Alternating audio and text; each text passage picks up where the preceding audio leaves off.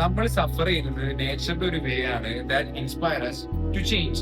സഫർ ചെയ്യുന്നത് actually good ആണ്. നമ്മൾ മനുഷ്യന്മാര് ഇല്ല കാര്യങ്ങൾ ഡിസാറ്റിസ്ഫൈഡ് ആയിട്ടിരിക്കലും ഇല്ലാത്ത കാര്യങ്ങൾ ഒരു കാര്യം കിട്ടുകയാണെങ്കിൽ നമ്മൾ സാറ്റിസ്ഫൈഡ് ആവും എന്ന് വിചാരിക്കുന്ന ആൾക്കാരാണ്.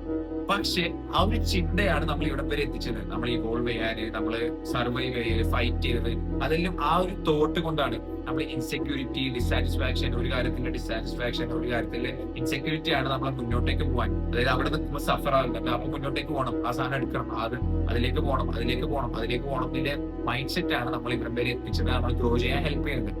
സോ സഫറിംഗ് എന്ന് പറയുന്നത് ആക്ച്വലി ഒരു സിഗ്നൽ ആണ് ടു ചേഞ്ച്.